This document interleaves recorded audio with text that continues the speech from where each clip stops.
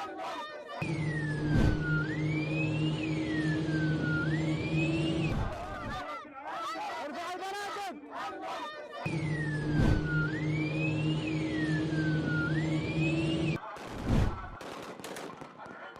Yemen में Saudi अरब समर्थित और यूएई समर्थित बलों के बीच शक्ति संघर्ष एक नए और खतरनाक मोड़ पर पहुंच गया है।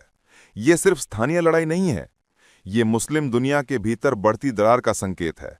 दो बड़े क्षेत्रीय देश अब अलग अलग अरब गुटों का समर्थन कर रहे हैं और उनका टकराव यमन की जमीन पर दिखाई दे रहा है।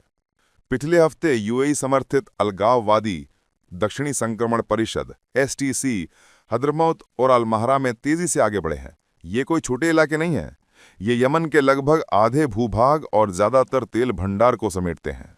उनकी इस बढ़त से सऊदी अरब चौंक गया। जवाब में रियाद ने पूर्व की ओर सैनिक भेज दिए। एक साफ संदेश, ये हमारी लाल रेखा है।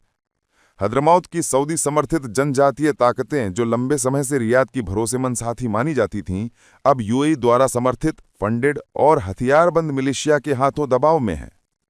जनजातीय नेताओं ने खुलेआम यूएई पर सऊदी समर्थित समझौतों को तोड़ने और मुस्लिम दुनिया के भीतर सीधी भिड़ंत भड़काने का आरोप लगाया है। उनका कहना है, इस हालात के लिए यूएई पूरी तरह जिम्मेदार है। जमीन पर यूएई समर्थित बल बहुत तेजी से आगे बढ़ रहे हैं। 2 दिसंबर को उन्होंने द प्रॉमिस्ड फ्यूचर नाम का बड़ा अभियान शुरू किया। कुछ ही घंटों में उन्होंने रणनीतिक शहर जियोन, कई सैन्य ठिकाने और अहम तेल क्षेत्र अपने कब्जे में लेने का दावा किया। सऊदी समर्थित सरकार इसे हथियार बंद विद्रोह कह रही है, जबकि यूएई समर्थित गुट इसे सुरक्षा बहाली बता रहे हैं। लेकिन असल बात यह है, ये शक्ति, जमीन और प्रभाव का संघर्ष है और दोनों पक्ष जानते हैं कि दांव बहुत बड़ा है।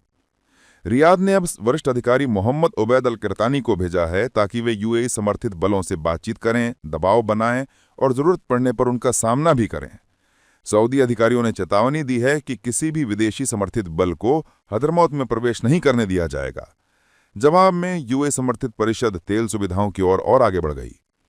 ये एक दुर्लभ स्थिति है जहां 2 बड़े मुस्लिम खाड़ी देश एक दूसरे के खिलाफ अलग अलग सेनाएं और अलग अलग रणनीतियां एक तीसरे मुस्लिम देश के अंदर आगे बढ़ा रहे हैं।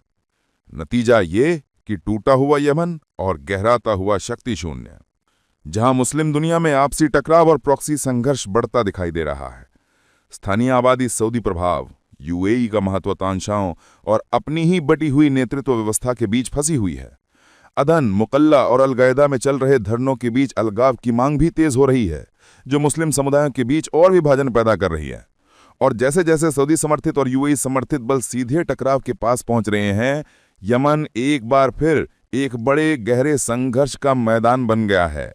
शक्ति, प्रभाव और मुस्लिम दुनिया की एकता के भविष्य की लड़ाई अभी भी बढ़ रही है।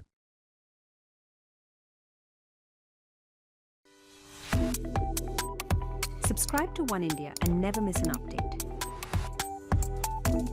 Download the One India app now.